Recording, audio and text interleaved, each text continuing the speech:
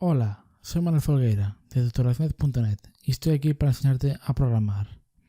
En este último vídeo del capítulo 1 vamos a ver el lenguaje de programación C. Vamos a ver una breve historia y pues sus características. Historia del lenguaje C. C es un lenguaje de programación originalmente desarrollado por Dennis Ritchie entre el 69 y el 72 en los laboratorios Bell como evolución del anterior lenguaje B, que a su vez está basado en BCPL. Al igual que B, es un lenguaje orientado a la implementación de sistemas operativos, concretamente los Unix. Por tanto, C es apreciado por la eficiencia del código que produce y es el lenguaje de programación más popular para crear software de sistemas, aunque también naturalmente se utiliza para crear aplicaciones. Por ejemplo, si queremos crear una aplicación de escritorio, utilizaríamos una librería, por ejemplo, como la GTK. Se trata de un lenguaje de tipos de datos estáticos, débilmente tipificado, de medio nivel, ya que dispone de las estructuras típicas de los lenguajes de alto nivel, pero a su vez dispone de construcciones de lenguaje que permiten un control a muy bajo nivel. Como ya vimos en el vídeo anterior, C era un lenguaje de nivel medio, es decir, principalmente poseía características de lenguaje a nivel alto, pero también tenía construcciones para acceder a elementos físicos o de hardware, de tal manera que constituye eso una parte de más bajo nivel. Además indica que ese tipo de datos estáticos, es decir, va a ser un lenguaje imperativo, no va a tener objetos, no va a tener tipos de datos dinámicos, aunque se puede implementar de una forma que ya veremos en el curso. Débilmente tipificado. Bueno, las variables y expresiones tienen tipos, están tipificadas realmente, pero bueno, hay otros lenguajes que están fuertemente tipados y que son más restrictivos a la hora de indicar qué expresión es de un tipo o de otra. Y puede que en esos programas con esos lenguajes fuertemente tipados no compilen y otros lenguajes sí lo harían.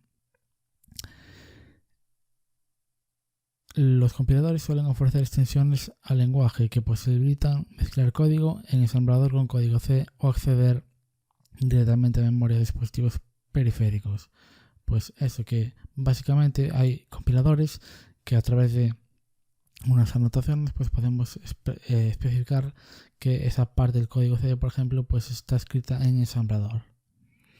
Bien, bueno, además también existen otras ideas, como por ejemplo que en Java te permite por ejemplo embeber código C, y bueno, es otra forma, como ya digo, de embeber un lenguaje en otro.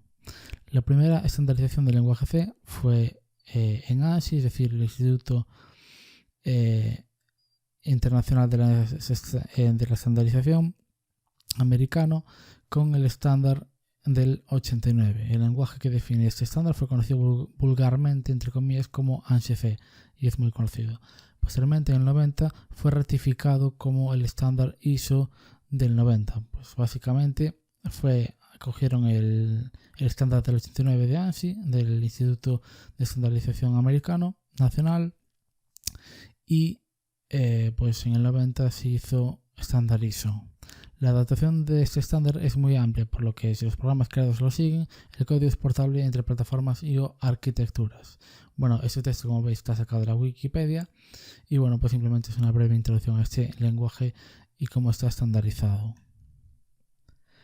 Por tanto, para la compilación vamos a tener que tener en cuenta estos detalles. Para este curso, a priori, no vamos a tener ningún problema en usar una especificación del lenguaje u otra a la hora de compilar nuestras aplicaciones con la herramienta GDC. Pero es importante destacar que, por defecto, el compilador GDC no utiliza por defecto ninguna estandarización de ANSI o ISO, de los estándares de ANSI o ISO. El estándar por defecto actual, bueno, realmente no es el actual, pero bueno, el estándar por defecto que tenía en su momento era el estándar de GNU 90, que se corresponde con la ISO 90, pero con las especificaciones concretas de GNU. Por tanto, a partir de la versión 5.1 de GCC, es decir, como veis esta fecha, se cambió el estándar por defecto a que fuese STD 11, perdón, el estándar de GNU 11. Por tanto, hubo varias especificaciones, podéis consultar también la Wikipedia, y hay la C11 que se corresponde con el año 2011 y es otra estandarización.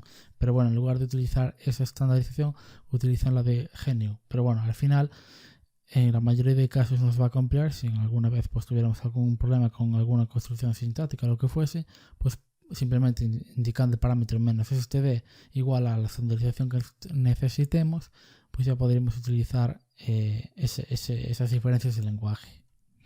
Bien, entonces vamos a ver simplemente un resumen muy pequeño de las características del lenguaje C, y ya daremos comienzo en el siguiente vídeo. Pues vamos a configurar un editor y pues bueno, vamos a ver cómo vamos a escribir un programa, y bueno, pues lo compilaremos y ya veremos cómo funciona. Entonces, un resumen: lenguaje de propósito general asociado a Unix. Es un lenguaje de nivel medio, es decir, objetos básicos, como vimos antes, tipos estáticos, y también juega con bits y direcciones de memoria en bajo nivel. Gran portabilidad, orientado sobre todo a la programación de sistemas, como hemos visto, y consta de tipos de datos, expresiones y estructuras de control, pero también tiene extensiones en forma de librerías tanto predefinidas como adicionales. Por tanto, no es solo una colección o simplemente una sintaxis de las estructuras típicas de programación, sino pues bueno, que incluye naturalmente, como en la mayoría de lenguajes, un API básico para acceder a funcionalidades muy básicas, y luego pues otros APIs más, otras capas por encima, pues que nos ayudan a construir diferentes aplicaciones o gestionar diferentes tareas, como por ejemplo acceso a base de datos, por ejemplo con C, o aplicaciones de escritorio con GTK, etcétera, etcétera. Por ejemplo, para crear aplicaciones paralelas o distribuidas, pues utilizaríamos la librería, por ejemplo, MPI. Pero bueno, eso lo veremos más adelante cuando trabajemos con eso. Y eso es todo por este vídeo. Podéis contactar conmigo a través de tutorialsnet.net o también con mi correo manuel@tutorialsnet.net. Eso es todo y nos vemos en el próximo vídeo.